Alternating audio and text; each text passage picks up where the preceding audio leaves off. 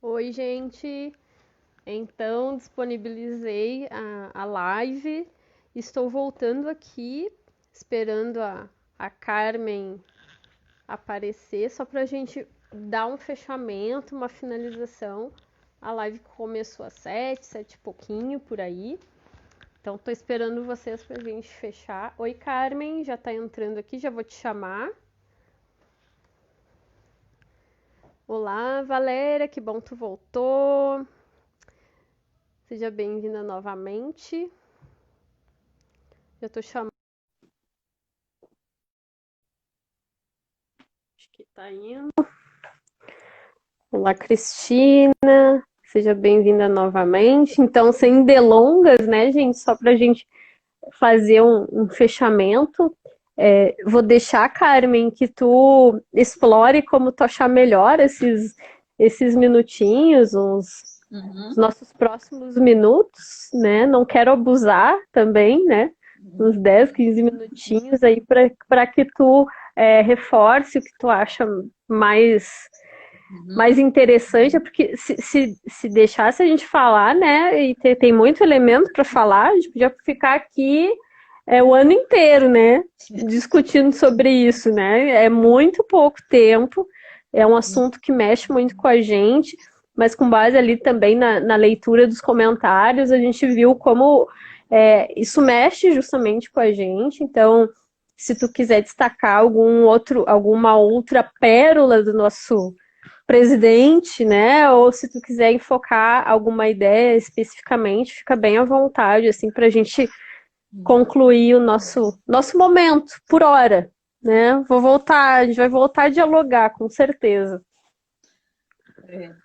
Geralmente são temas muito polêmicos. Religião e política são dois temas que dá sempre muito o que falar, né? Eu só queria frisar algumas questões do discurso dele, que eu não coloquei tudo aqui, claro, porque não tinha condições, seria muita coisa para a gente falar, mas uma parte que me chamou muita atenção também, é como ele criou um inimigo, né?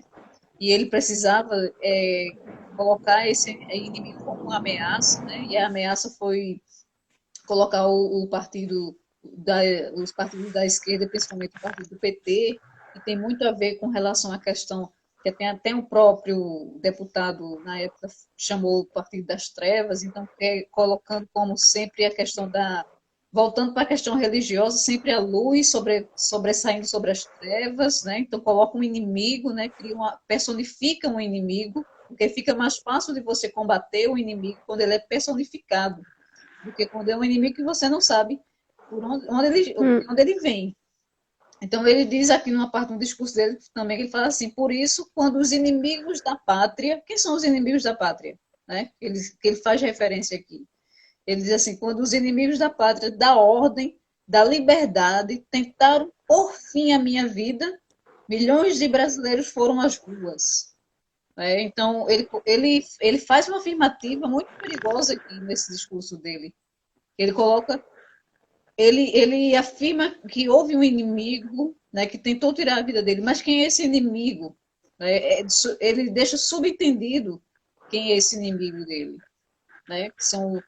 Que a própria jornalista Consuelo Diegues da revista Piauí, ela fala que ele tem um ódio terrível contra os comunistas, contra os partidos da esquerda, PT, enfim, ele cria esse ódio por esses partidos. Então, ele fala, afirma isso no discurso dele, né? Ele fala, Uhum. ele de certa forma, ele faz uma declaração como se ele soubesse quem foi o mandante, né? Daquela suposta, ou daquela facada que ele levou. Uhum. E aí ele diz assim, não podemos deixar que ideologias, aí ele fala novamente em ideologias, não podemos deixar que ideologias nefastas venham a dividir os brasileiros. Mas a própria ideologia dele divide a população, né? Quando coloca, Uhum. quando coloca a ideologia de classes, já existe, nessas ideologias de classes, no marxismo, já existe a divisão, já existe essa divisão, né? Uhum. Então, dividir os brasileiros em ideologias que destroem, aí vejam, Ideologias que destroem nossos valores e tradições, destroem nossas famílias, alicerce da nossa sociedade. E aí eles convidam a todos para iniciarmos um movimento nesse sentido. Isso é muito perigoso. Você vai lutar contra quem? Quem é diferente da sua ideologia, contra o seu pensamento. Quem é contra o seu pensamento, contra a sua maneira de pensar, contra a sua verdade, né? Como a sua verdade é absoluta.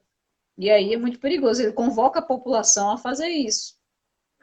E aí ele convoca as pessoas a compreenderem o que o Bakhtin fala, a compreensão ser prenda e resposta para as pessoas responderem a isso. Né? E livrar o Brasil das amarras, das amarras ideológicas, que ele fala também, né?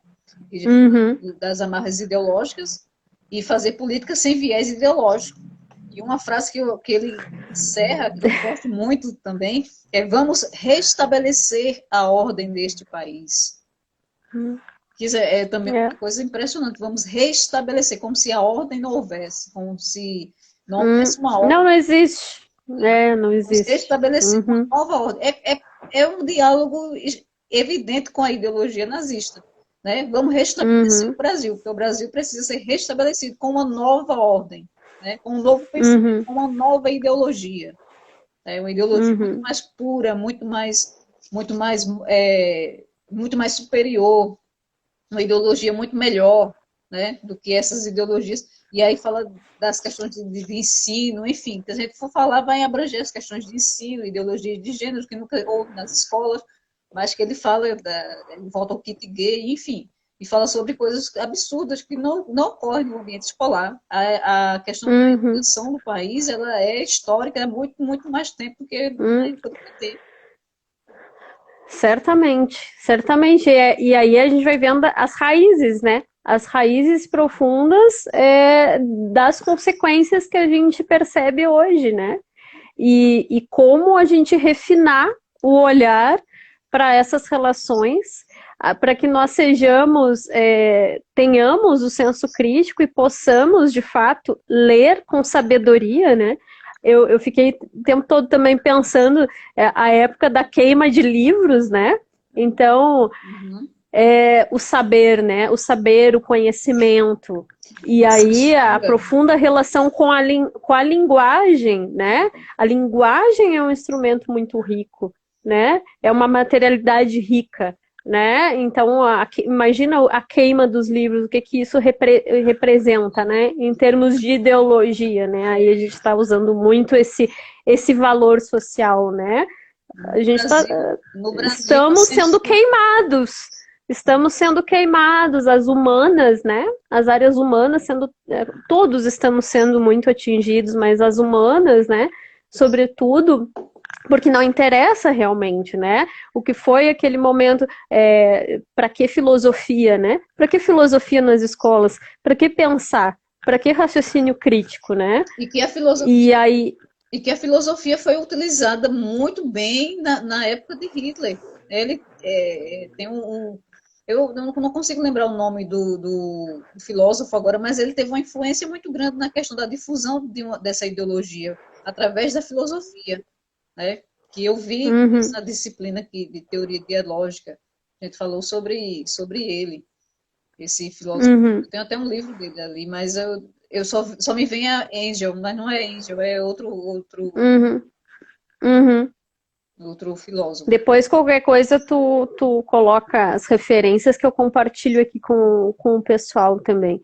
Mas como isso também, tudo que a gente vem falando, né, desde ontem e hoje também, nos leva muito para essa reflexão das nossas bases, né?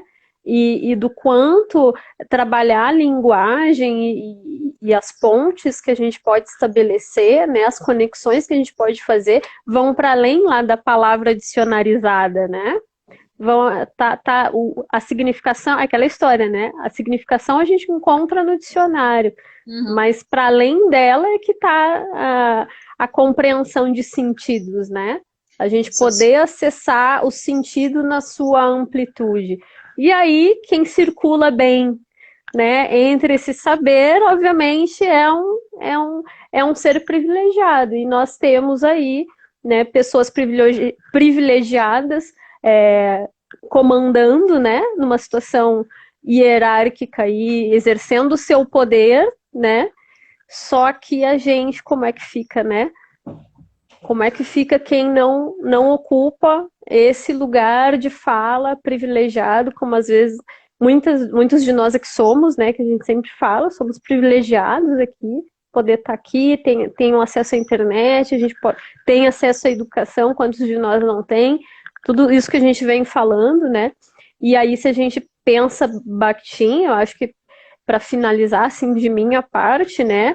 É justamente a importância de se ter conhecimento também a respeito de um filósofo que pensa a alteridade, que pensa relações, pensa o que as coisas são, mas nessa relação mesmo, né? Dialógica, nessa interação, entendendo que tudo parte de um social, de um cultural, de um contexto concreto de enunciação e que os sentidos vão se formando justamente através da conexão de todas essas partes, não de partes isoladas, né?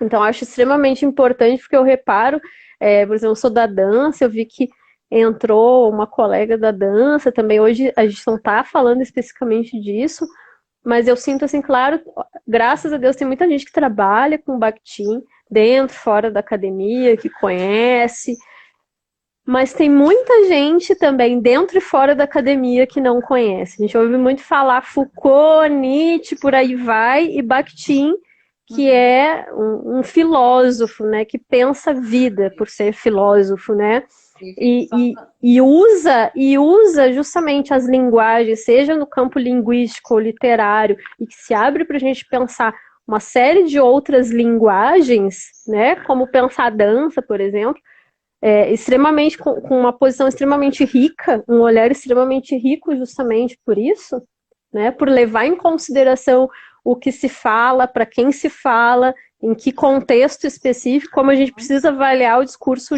do Bolsonaro, por exemplo, é pensar essas relações. Quem é Bolsonaro? O que ele fala? Em que contexto ele está falando? Quais são as relações aí?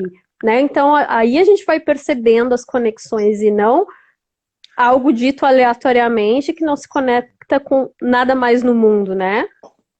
Que ele fala também, Bakhtin fala sobre enunciados concretos, né? E quem são esses enunciados concretos da época? Que a política criou, no caso, um contexto favorável a esse enunciado concreto imediato, de uma resposta que as pessoas estavam querendo, de uma diferença, né, na política, que as pessoas não aguentavam mais, e ao aumento da violência, enfim, houve uma resposta, mas só que essa compreensão não foi muito não foi muito positiva com relação à ideologia que ele pregava.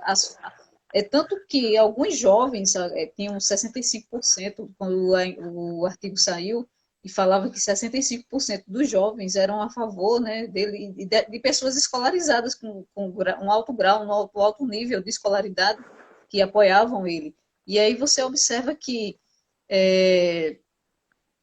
quando os jovens falavam que apoiavam ele, era justamente por essa forma dele falar, muito, muito espontânea, desse diálogo cotidiano, né? E até agressivo muitas vezes. E aí isso fazia com que, poxa, ele fala muito diferente, ele fala a linguagem do povo, né? Ele tentou se igualar nessa questão. É a identificação, né? Aí a gente entra, né? Como é que a gente vai entendendo esses sinais, essas marcas enunciativas no discurso e que ajudam nesse processo de convencimento, né? Então, aquela que é normal da fala dele, né? Vamos acabar com isso daí.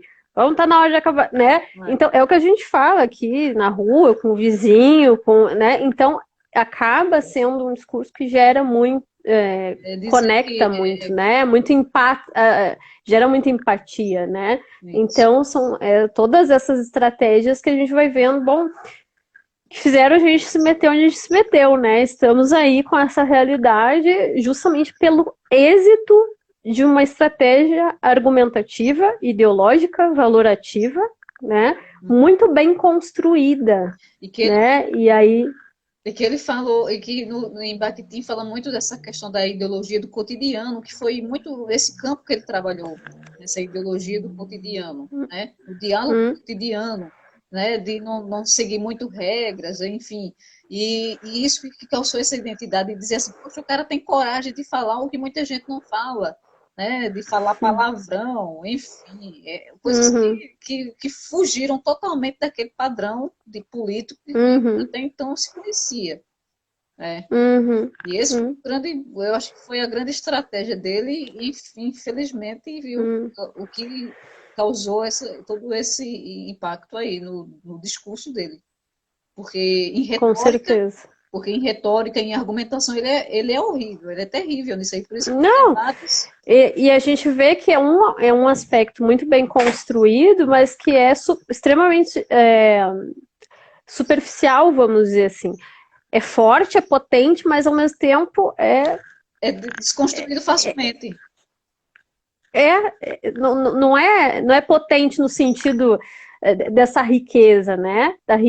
De um aprofundamento das ideias, de uma construção, mas pega no nosso ponto fraco, né? No ponto fraco da gente como socialmente, né? Como povo brasileiro, com as defasagens todas que a gente tem socialmente, no âmbito político, cultural, social, enfim, no sentido de que somos um povo que vive esse estigma, né? De sempre as humanas, a educação, a cultura lá pro fundo do baú, né? E aí a gente vê essas consequências. Então a gente vai desde ontem, né? A gente sente que vai reforçando as mesmas ideias, né?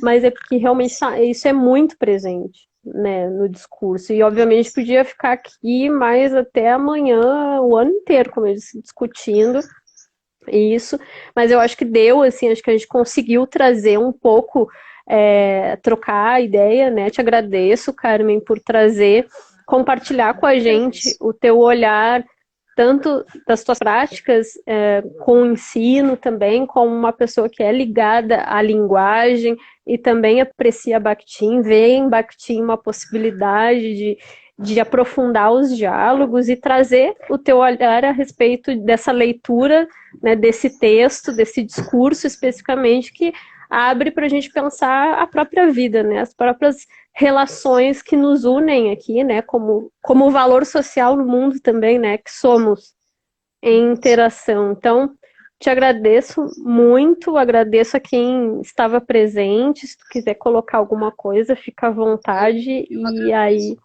Eu agradeço pelo convite.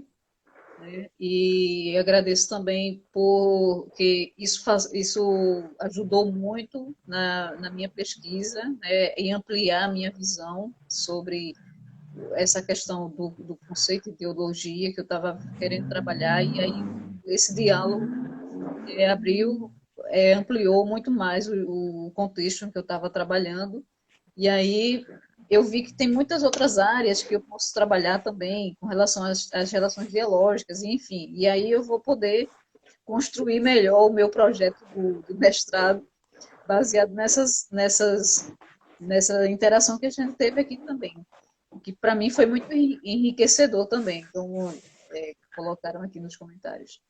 É sempre muito enriquecedor essa troca, né, esse processo.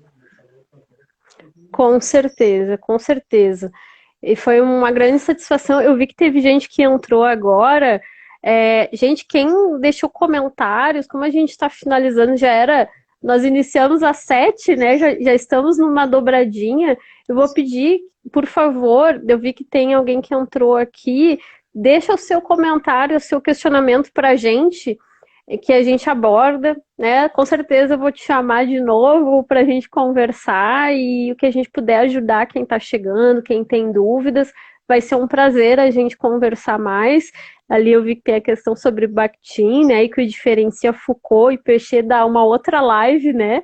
Mas o Isso. dialogismo realmente é a potência bakhtiniana, mas a gente vem justamente ao longo dos entrevozes, né, não só do de hoje, justamente debatendo sobre o que é esse dialogismo, e aí vai ficando também implícita ou explícita em que sentido que ele vai se diferenciando dos outros autores também, dos outros filósofos, né? Mas vai ser um prazer ajudar quem tiver algum questionamento mais particular, assim, pra gente, tá? Não deixe de colocar a qualquer momento. Agradeço de novo quem se fez presente desde ontem, quem chegou hoje e quem ainda vai chegar. Eu peço que estejam aqui com a gente. Todo final de semana a gente está com Entre Vozes, trazendo um convidado falando do seu objeto de desejo aí, do seu tema de interesse, e aí a gente trazendo, né, pílulas, né, de Bakhtin nesse pequenas pílulas, né, bakhtinianas nessa nossa conversa. Então foi um grande prazer, muito obrigada novamente, Carmen, e novamente a quem esteve e vai ainda chegar. Foi uma grande honra, sempre poder estar aqui dialogando, né, arejando as ideias que nós precisamos, né, ainda mais nesse momento, e falando de Bolsonaro, ainda mais ainda, né? Muitas inspirações pra gente, né? E oxigenar é preciso. E aí o diálogo, esse espaço aqui para que a gente possa trocar é cada vez mais fundamental, né? Que a gente não se cale, que a gente siga, que a gente resista, siga forte, dialogando com potência, né? E Bakhtin é um grande mestre que nos ajuda a caminhar pelos obstáculos aí também, né? Todos que a gente vai encontrando no caminho das tensões dialógicas aí, né? É isso, gente. Um grande abraço. Boa noite, obrigada a todos. Tchau, tchau.